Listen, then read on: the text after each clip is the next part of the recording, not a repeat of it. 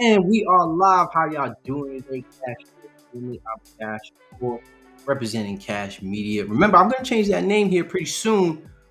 When things start to unravel, I'm just giving it a couple more weeks. I know I gotta change the logo, so I can officially change it to Cash Media, right?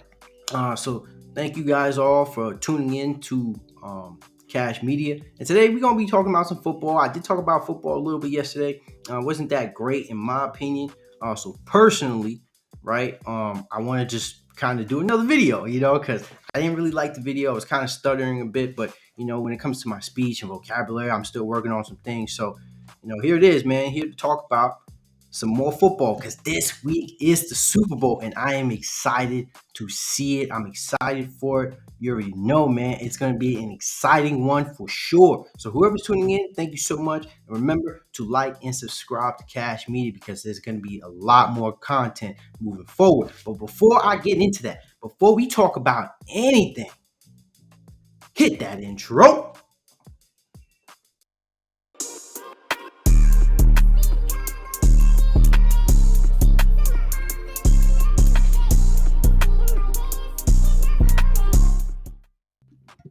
All right, all right, all right. What's going on, people? What's going on? Happy Wednesday, right? Obviously, I know there's some things that have been going on around in the sports world. I was tuning in yesterday, so if you guys were watching my Twitch, if you guys tune into my Twitch, I was live streaming the game yesterday, the NBA game yesterday, the Laker game, when LeBron broke the all-time scoring record. Yes, I did stream it. I'm going to talk about it here later, but as right now, I want to talk about football because right now football is a priority. We got the biggest game of the year coming up on this Sunday. I'm not going to give my prediction just yet. I'm flip-flopping between both ends, so I'm still trying to, speculate who I have that's going to win this game. But let's talk about a multitude of things on what's important to this game and what does this mean, right? So I know you guys seen that title. I know you guys seen what I'm about to talk about. What do or okay, I'm gonna put it like this actually. What Super Bowl 57 can do for legacies in Philly and in Kansas City. Yes, sir. You heard it here right. This is what we're going to be talking about here today. So, you know what? Let me switch it up and put it right. Yeah. Right. So, hope you guys can hear me just fine, though. So, let me make sure that I got my audio here just fine. Okay. My audio is good. Everything seems to be kicking in the right direction. So the first thing here that I do want to talk about, obviously, all right, Patrick Mahomes. What would his legacy mean if he were to win this Super Bowl? First things first, getting a second Super Bowl would automatically cement him into the Hall of Fame. I feel that Patrick Mahomes deserves to be in the Hall of Fame at this moment. I mean, his career isn't going anywhere, right? He's going to continue to play great football. I don't see his career having any sort of drop off, fell off whatsoever. You know what I'm saying? Like, I don't see him doing, essentially what Russell Wilson's been doing, where he had a great last couple years after, the extinction of Legion of Boom, and then the team ultimately shifted, into becoming a more dominant quarterback play. Now, that's not important. I'm here to talk about the Chiefs, right? So to sum it up, I don't see Patrick Mahomes having any sort of drop off, fell off whatsoever. He's going to continue to play phenomenal, right? But with that being said, now Patrick Mahomes, now you see the title here, Patrick Mahomes and the Hall of Fame. Now, I want to ask you guys, do you guys feel that Patrick Mahomes deserves to be in the Hall of Fame at this given moment? I certainly think so. I think he makes a very good argument. There's other quarterbacks who haven't even played a fraction of how well Patrick Mahomes has played throughout his career, and they're still in the Hall of Fame, give or take. There were different eras, different styles of play here whatsoever. There's a lot of things that factored in order for these teams to even really kind of reach that point. So, also here, let me send this out.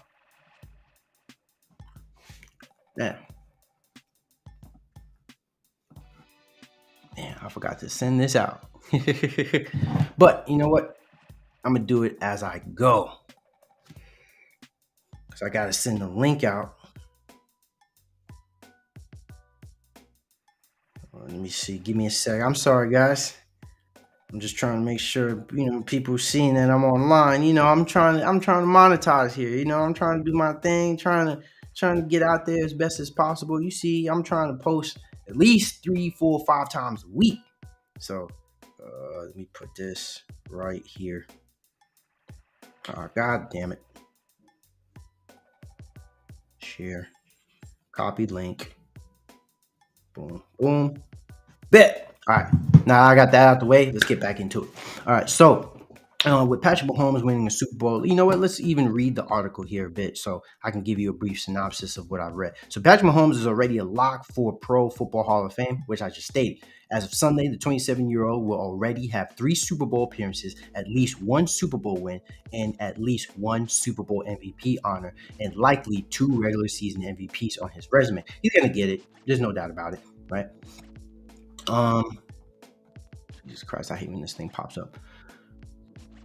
1 or 2 rings, two MVPs. He's heavily favored to win his second at Saturday's NFL honors, a bonus conference championship victory, and at the moment, the highest regular season and playoff passer ratings in NFL history. Yeah, it's not even a debate, despite an obvious shortage of broad cumulative,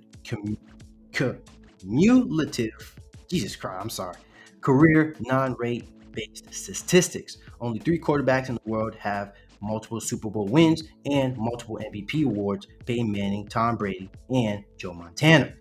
And even if the Chiefs lose Sunday, Mahomes, assuming he does win MVP Saturday, will be one of just 5 quarterbacks with at least 3 Super Bowl appearances and multiple MVPs, along with Brady, Manning, Montana, and also Kurt Warner. I don't know if you guys remember. Some of the older guys might remember, but some of the younger generation probably not going to remember Kurt Warner. But I certainly remember Kurt Warner, especially in that Super Bowl. That Super Bowl run he had with Aquan Baldwin, Larry Fitzgerald, and going against the Steelers, but ultimately losing against the Steelers in that game. Right.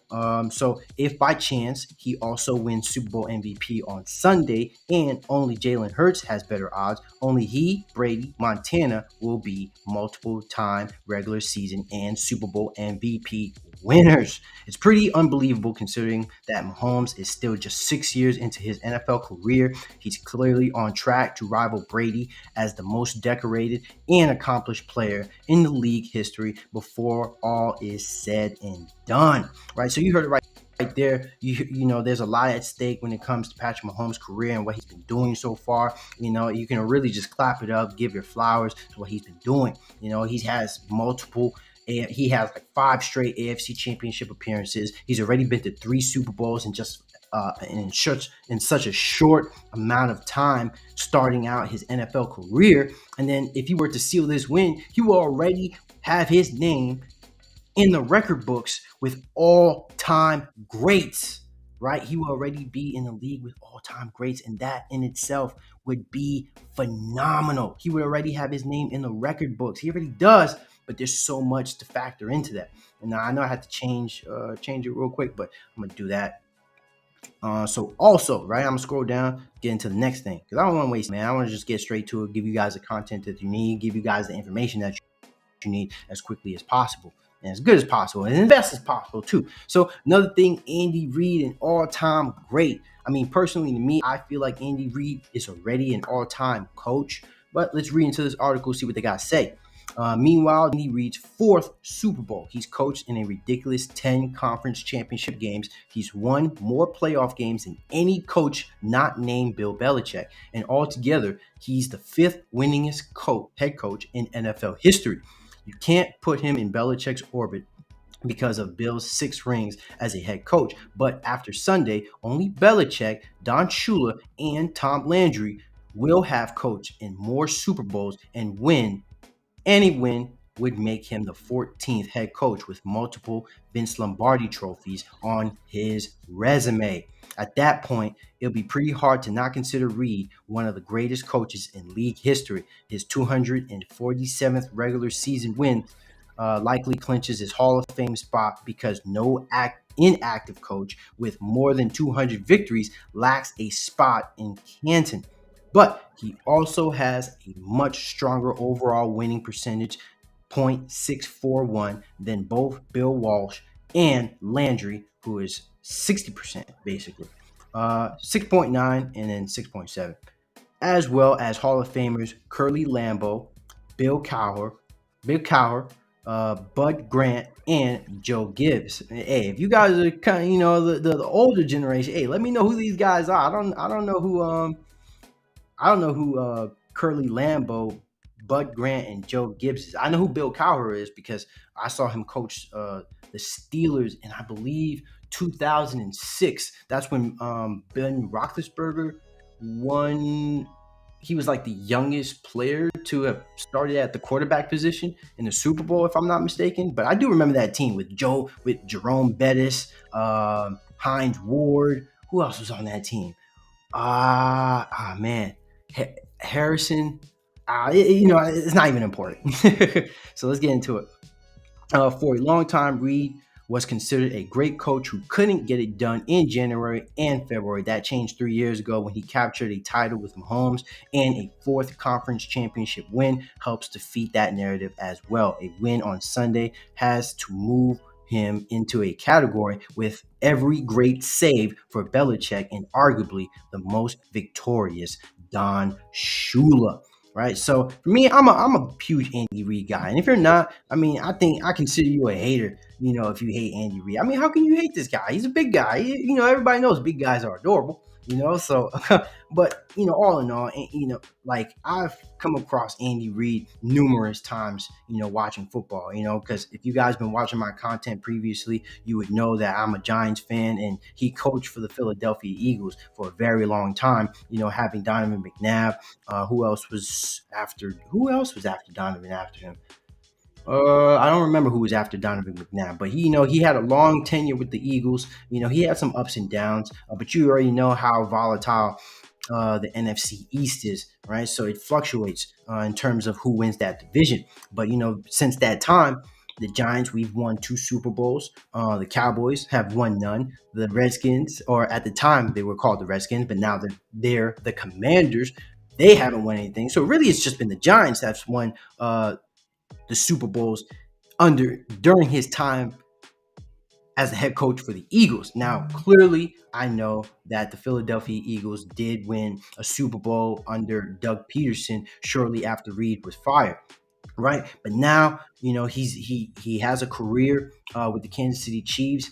And before, they were doing relatively well, even with Alex Smith as their quarterback. Particularly, I even remember, I think they started out the season, what was it, like 1-5, and then they went on like a 10-game winning streak, and then made the playoffs. So, and that was with Jamal Charles as their starting running back. Now, if you guys been watching football for quite some time, if you guys remember Jamal Charles, there was one particular year where he had like one of the highest uh, yards per carry in a season, and that was like all time, right? So I'm not going to get the numbers because we're not talking about Jamal Charles, but this is kind of to cement and amplify what Andy Reid has been doing throughout his career. You know what I'm saying? So now that Andy Reid finally has a quarterback, you know, who's going to be here for the long haul. The Patrick Mahomes has signed a 10-year contract, so he's going to be here for a long, long time, right? So this would only improve or even add on to Andy Reid's resume, and him having two Super Bowl wins would just make that even more sweeter, right? So let's go on to the next thing because I'm done with that. Kansas City's potential dynasty. I dug into what Mahomes, Reid, and co have to do to dynasty in a column last week, concluding that the Chiefs still need at least two more Super Bowl wins in the next few years in order to compare to modern era dynasties like the 1970s Pittsburgh Steelers, 1980s San Francisco 49ers, 1990s Dallas Cowboys, and 2000s New England Patriots. All of those won at least three Super Bowls in less than a decade. And while the Chiefs have impressively played in three Super Bowls in the 4-year span and gone to 5 consecutive conference championship games, contending annually and even dominating frequently doesn't get it done. If Kansas City wins Sunday, the team can likely afford to only win once more in the next 3 or so years and still be a dynasty with 3 Vince Lombardi trophies and 4 or more Super Bowl appearances in about a 7 year span. And there might even be wiggle room to extend that period to 8 or 9 years unless, of course, another team takes home several championships during the same stretch. After all, you can't really have simultaneous dynasties. Regardless, because Mahomes is 27 and the Chiefs are perennial contenders, they have a strong chance of becoming the dynasty of this particular era, even if they lose as a slight underdog Sunday in Glendale. That said, in that event, you will begin to hear talk about Mahomes failing to win the big one with a loss. He and Reed, as the head coach, would be a combined 2-5 in the Super Bowl in their careers. Right? Let me freaking get rid of this. All right. So there you have it, man. I mean, so Kansas City potentially being a dynasty. Now, I'm not quite there yet to say that, the Chiefs are a dynasty. I definitely got to give it a lot more time for me to even really, talk in that fashion. So I agree with with that that piece of material to say like they at least need another Super Bowl for them to be considered a dynasty. Now, I think in today's era, though, I mean, they've been to numerous Super Bowls. For me, I think winning one more would put them in that field to say they're a dynasty. I mean, they've been to multiple Super Bowls, they've been to numerous AFC Championship games. I mean, with the combination of Patrick Mahomes and Andy Reid and even Travis Kelsey, right? I mean, if they win one more, if they have two, I mean, I wouldn't hesitate to say, they're approaching dynasty status now compared to the, prior teams that won it on multiple occasions, not just once or twice, but, 3 or even 4 times. But that, I believe what the dynasty for the bare minimum is usually three. Right. So, but you gotta wait on that because obviously there's the game coming up. So it's not a done deal. But that is definitely one of the indicators that if the Chiefs were to win this game, there's no doubt about it. They're going to be on the journey to becoming one of the long sustaining dynasties in the future. Right. So let's go on to the next one. Right. Don't forget about Howie Roseman. Right. Because of the 2022 Eagles have a different coach and quarterback and a generally different overall core compared to the 2017 team that won Super Bowl 52, it's hard to make the argument the two teams should be connected in terms of legacies or a potential dynasty quest. For all intents and purposes, historically, this is a start from scratch scenario. However, that 2017 squad and this 2022 team did share an architect in general manager Howie Roseman, who was the organization's executive vice president of football operations 5 years ago and now serves in that role in addition to owning the title of general manager. In both seasons, the 47-year-old Roseman was named NFL Executive of the Year by Pro Football Writers of America. And while execs are often overlooked compared to coaches and players, if the Eagles win on Sunday and Roseman can claim he built two Super Bowl winners essentially from the ground up in a 6 year span, he'll have to be considered a Hall of Fame down the line. Despite a ton of turnover and 4 different head coaches, including Reed, Roseman's Eagles, have been quite consistently competitive through his 13-year tenure, with some for full personnel authority. This year, specifically, a ridiculous 17 Eagles players earned Pro Bowl or Pro Bowl alternative honors. This is, by multiple measures, the most talented roster in the NFL, thanks in part to a tremendous drafting and moves in free agency from Roseman. Now, just like in 2017, he might win a Super Bowl without a first round pick at quarterback. That's pretty epic and reason to list him amongst the great executives already with plenty of time still on the clock. He should be mentioned in the same breath as legends like Bill Polian, Ozzie Newsome, Ron Wolf, Dick Haley, Bobby Berthard, and Tex Schramm. Sorry about that. Especially with a victory Sunday, even in Arizona.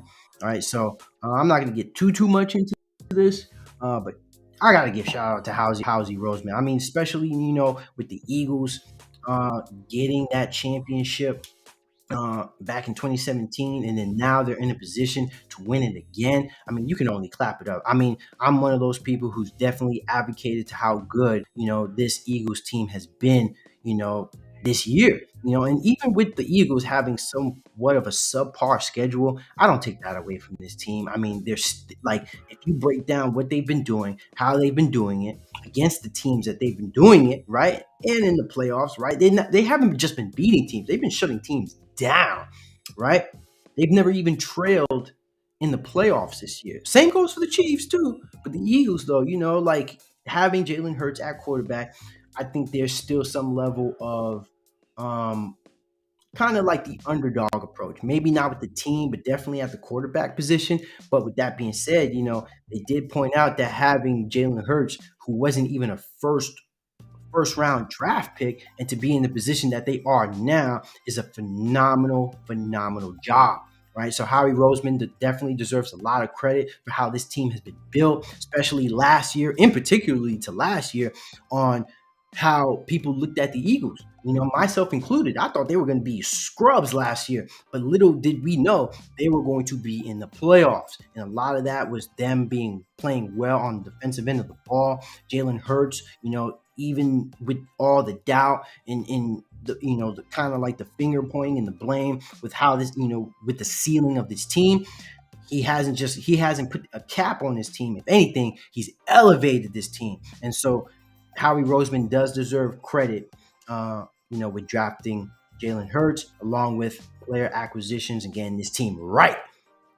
Right. So next one. Hey, shout out to Gilly, man. That's Gilly shit. Um, Another thing, more hardware for Eagles holdovers from 2017. Only Jason Kelsey, Lane Johnson, Isaac Shimalo, Fletcher Cox, Brandon Graham, Derek Barnett, Jake Elliott, and Rick Lovato remain on the Eagles roster from 2017. And a win on Sunday would probably mean more to some than others on paper.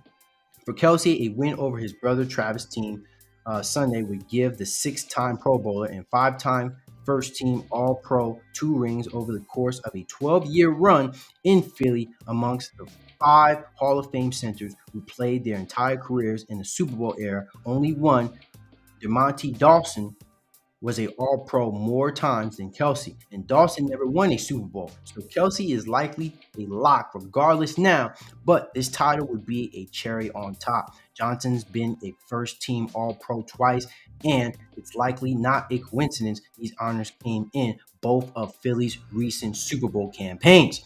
Injuries have arguably prevented him from putting together a Hall of Fame resume to date, but 4 Pro Bowl nods, 2 All-Pro honors, and 2 Super Bowl wins could get him close to at the age of 2032. Still, based on precedents set and recorded for offensive tackles at Pro Football Reference, he's likely still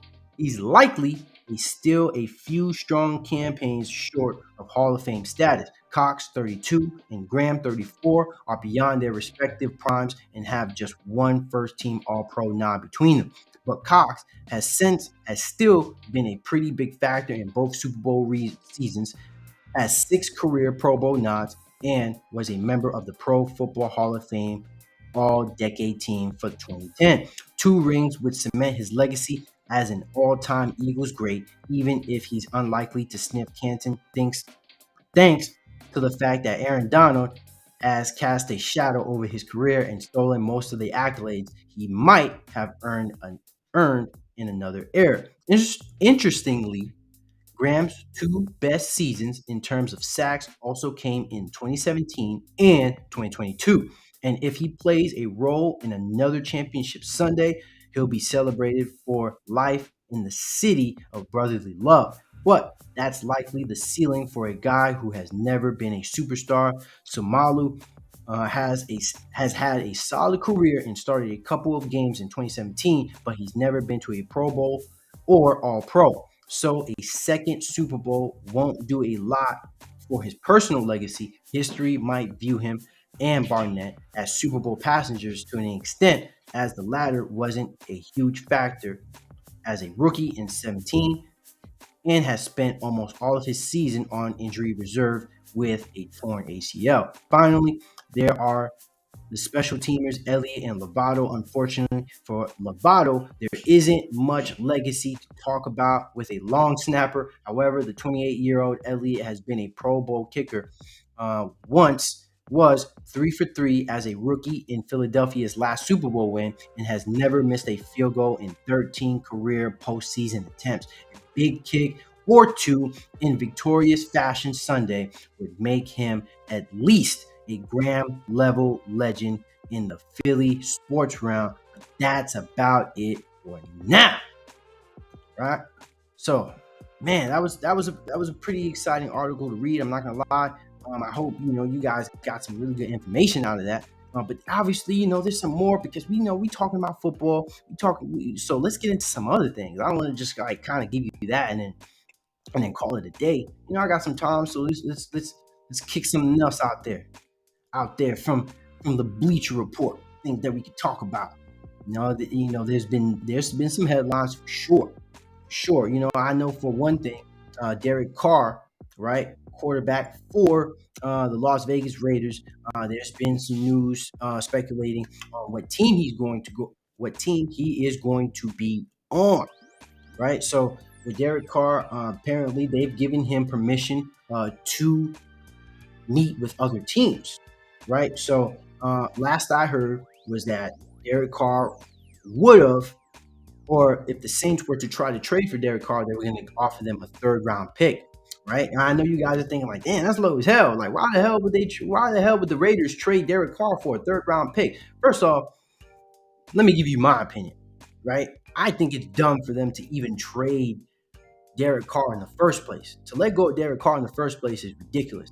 Hey, what's up, man? If you guys are tuning in, I just finished my segment on the Super Bowl, right? So if you want to get into that, you can kind of rewind here a little bit. But hey, thank you guys for watching. Like and subscribe, man. I'm just getting into other daily news that's been going around the NFL. But if you guys want to talk about something else, get in the chat and then we can talk about it, right? I'm not sticking to script here. We talking about football, man. So, hey, and also let me know what's y'all's favorite teams. Who are you guys cheering for? Who you guys rooting for? Let me know, you know?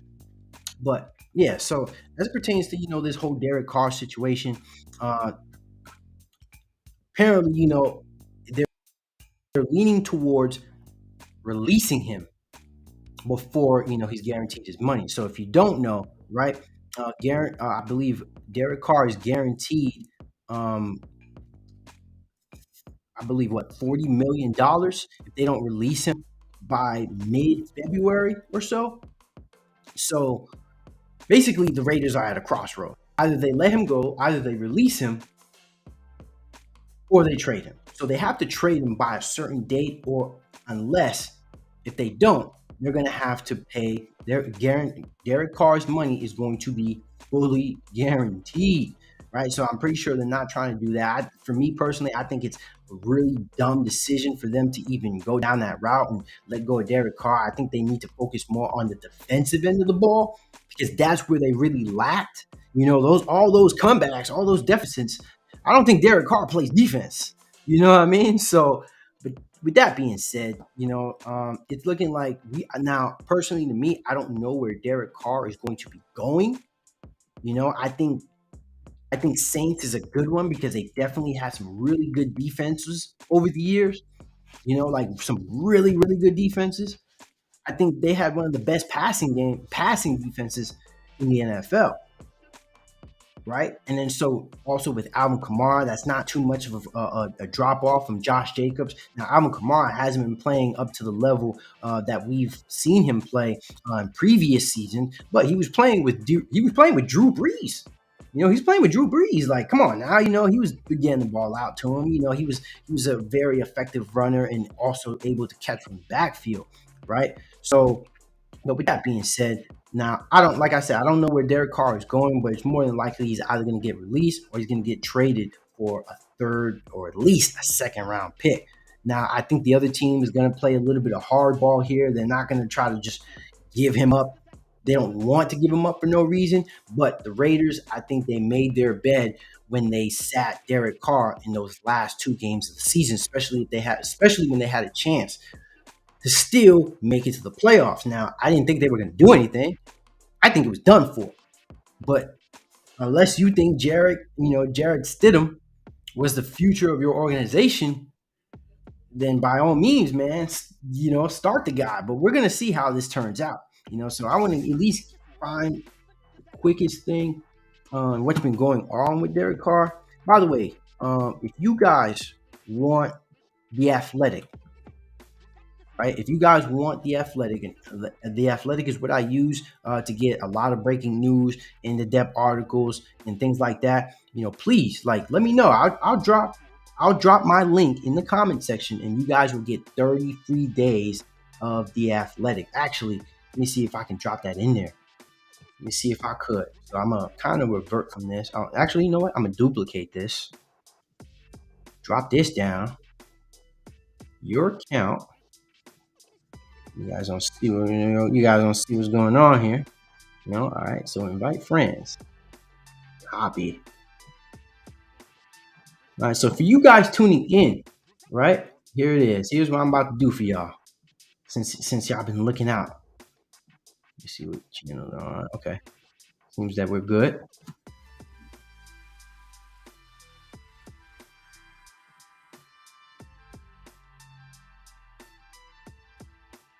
Destinations.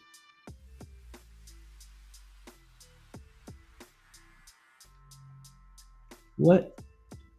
Please enable channels. This is weird.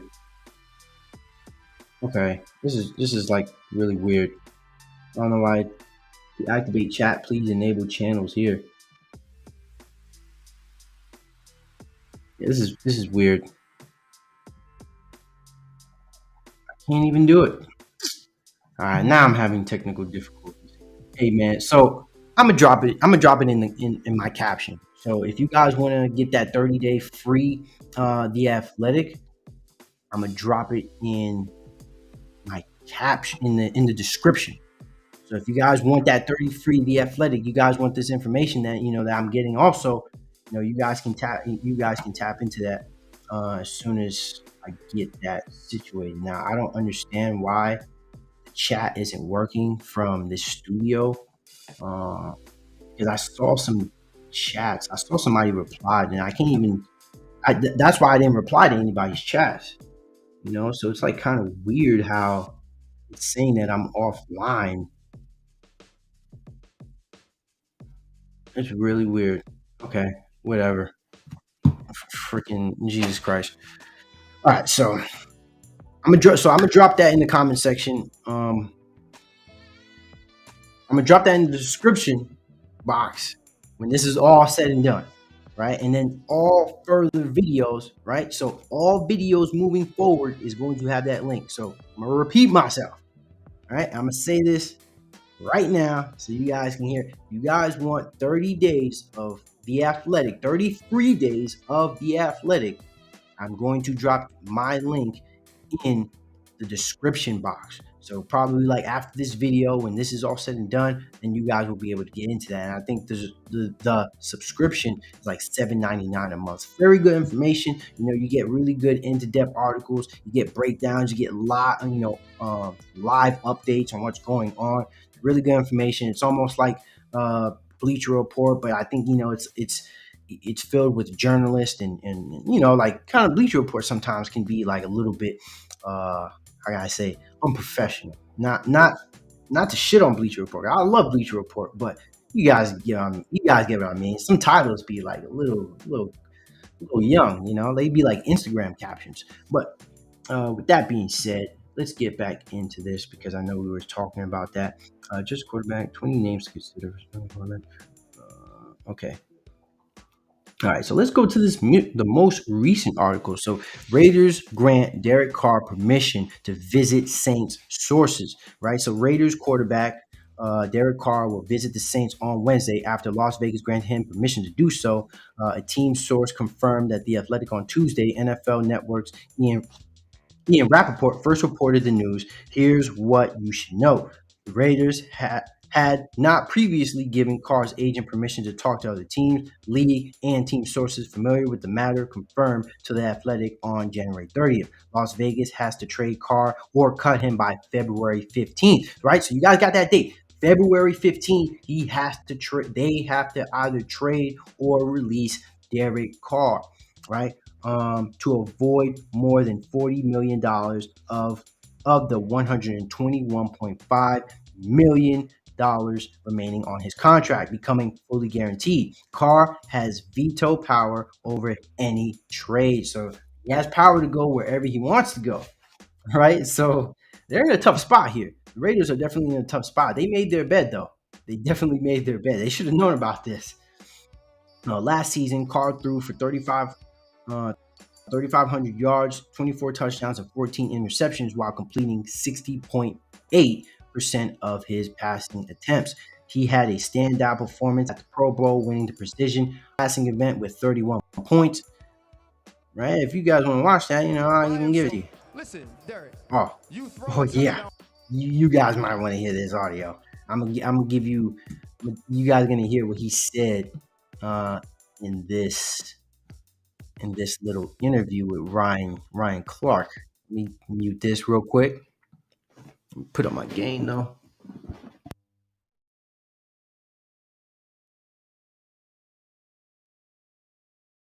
Passes in Vegas before. You've been on by himself. Listen, Derek. You've thrown touchdown passes in Vegas before. You've been on fire. Have you ever been that hot in Las Vegas? Not that hot. It's probably why I'm going somewhere else. Nice. Nice. Bro, well, if this was your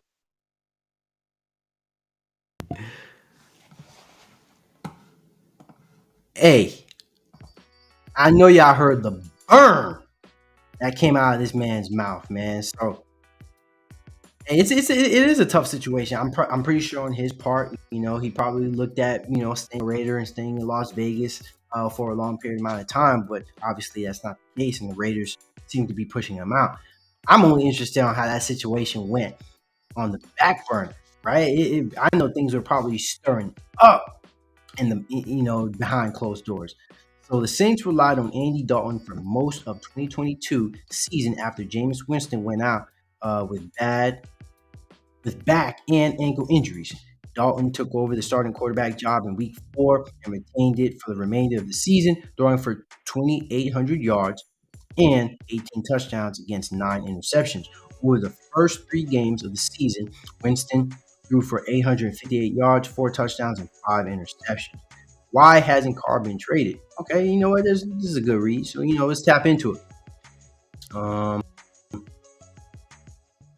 Why hasn't Carr been traded? The Raiders have been looking to trade Carr since last month, but they hadn't granted the quarterback nor his agent, Tim Younger, permission to speak with other teams in an effort to facilitate a deal until now. Their reasoning behind holding off and on allowing Carr and Younger to speak with whoever they want is that it could open the door for them and interested teams to essentially turn them into contract negotiation meetings where they hash out details and then have Carr refuse to make a trade before coming to an agreement in free agency. And even now that the Raiders have received a trade offer from the Saints that they've agreed to and are permitting Carr to have a meeting with them in New Orleans on Wednesday, there are still particulars that need to be worked out. For starters, Carr naturally wants to be able to talk to and research the Saints before agreeing to waive his no trade clause. Secondly, the Saints in turn want to do their due diligence to find out more about Carr. And lastly, the Saints would need to talk about plans for what to do about Carr's contract, which will likely be renegotiated if trade happens. That's too many moving parts to realistically expect a trade to happen without Carr being allowed to have direct contact with teams first. Now, what could Raiders get in return? So the Saints have more draft capital to offer after trading former head coach Sean Payton and their 2024 third round pick to the Broncos in return for Denver's 2023 first round pick and their 2024 second round pick. New Orleans now has 8 picks in the 2023 NFL draft. They have picks numbers 29, 40, and 71 across the first 2 days of the draft, currently own 5 day 3 picks in the addition to their future draft capital. In terms of how much of that they'll send to the Raiders in return for Carr, it remains unclear. Even though they want Carr, the Saints wouldn't go overboard in making an offer unless there's serious competition to acquire Carr services elsewhere. At this point, that hasn't emerged. Thus, the compensation piece of this is fluid. When it comes to why the Saints are interested, however, that's easy to put together. Saints coach Dennis Allen helped make the decision to draft Carr when he was the Raiders head coach in 2014 and coached him for 4 games before getting fired. So they have some familiarity. New Orleans has a void at quarterback on its roster, and even after Peyton trade, aren't in a position to take a highly drafted quarterback. Right?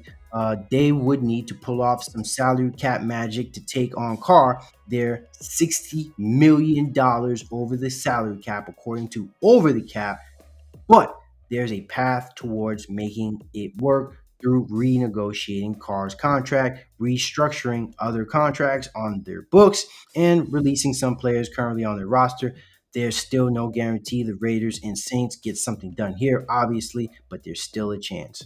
All right, so there you have it, man. So that's the current situation. That's been the most up to date information as it pertains to the whole Carr situation and what's going on. But I've heard that he could be traded to the Saints, but it seems like there's a lot to be going on here with Derek Carr. Or at least with the Saints trying to acquire him, right? So there seems to be a lot of loopholes.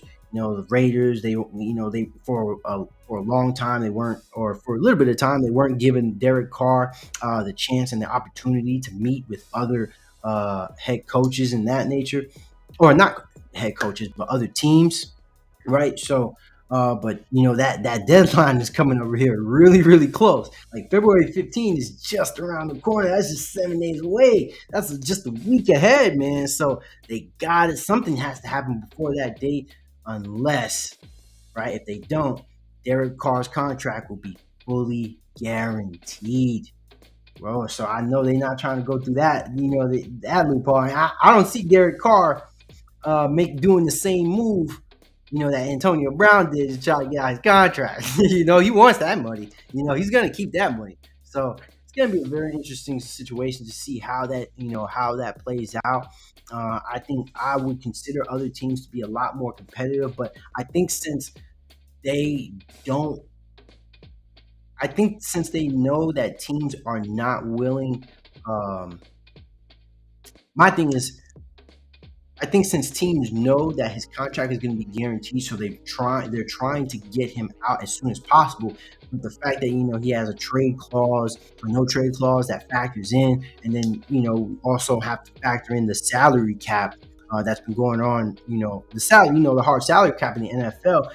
The team, it has to fit the situation. Derek Carr has to fit in, with the team situation, because I'm pretty sure he's not going to want to go to any franchise or go in a situation where his career would somehow regress. I'm pretty sure he would want to go into a franchise, that's somewhat competitive, that can still hopefully make the playoffs. And the Saints would definitely be a very easy division for him. I mean, Tom Brady just retired. Carolina Panthers are still trying to figure things out. Who else is in that division? The Bucks. Well, I already talked about the Bucks, Saints.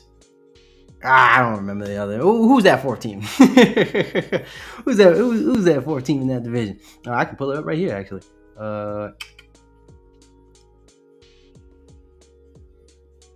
Falcons. Yes, Falcons. Okay. Forgot about them. You know, they haven't been relevant for a long time. So, but yeah, let's go. Let's check out some other things before I dip off. Let's see.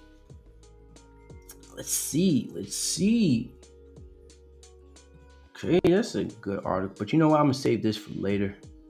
This one for later. Good one. We talk about what else? Ah, there's a Cowboys one here. I'm gonna save that for later. I'm gonna save that for later too. All right, so let's look at some Super Bowl updates because I know this video, for the most part, was covering some Super Bowl live updates, and let's check out what's been going on.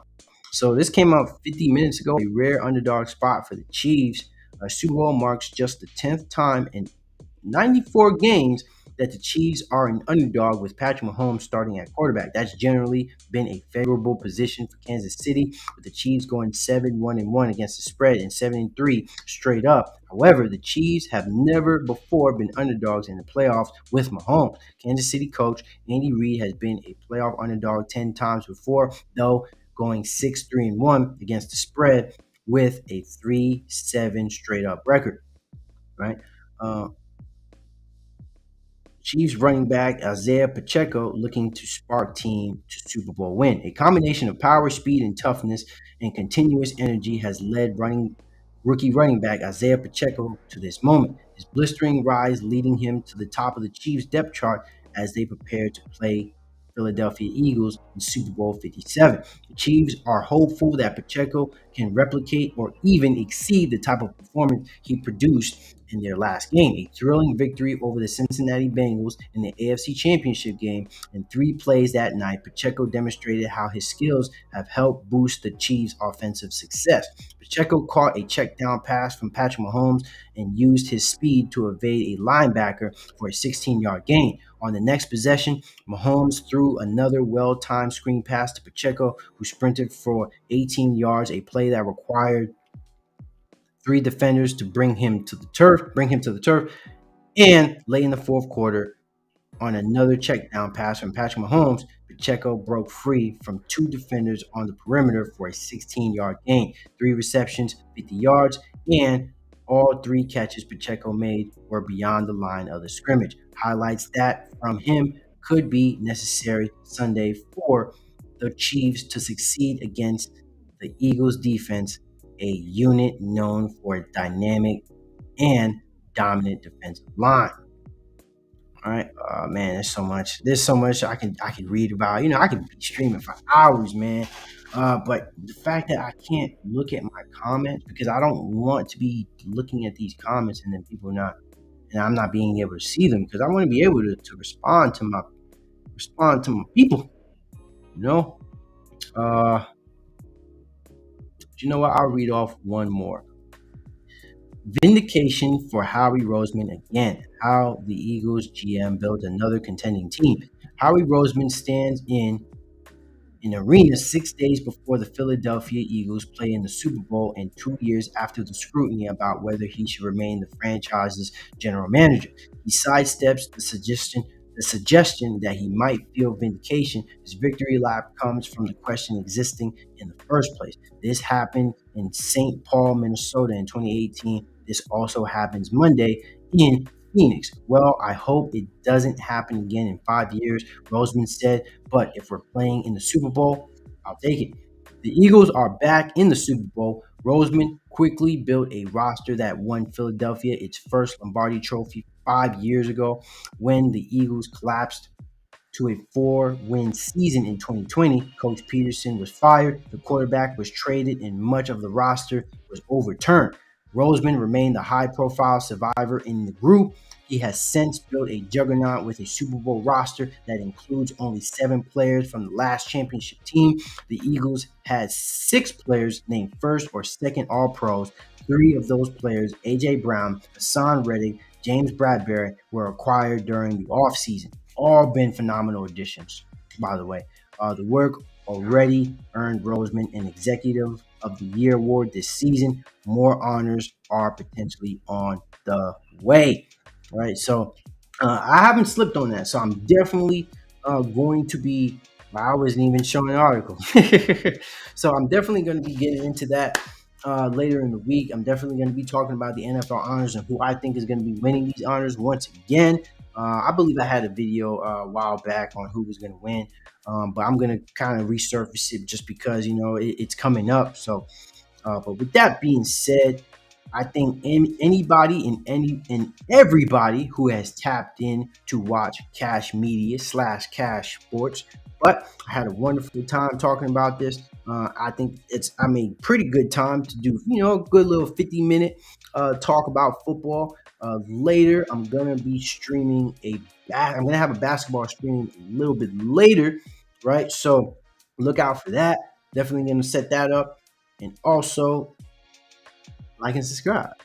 Right? So like and subscribe, hit that bell, that notification button, and then tune in next time. So have a great day, guys. I appreciate you guys tuning in, watching. Remember, please like the video and have a great day. Appreciate you guys, man.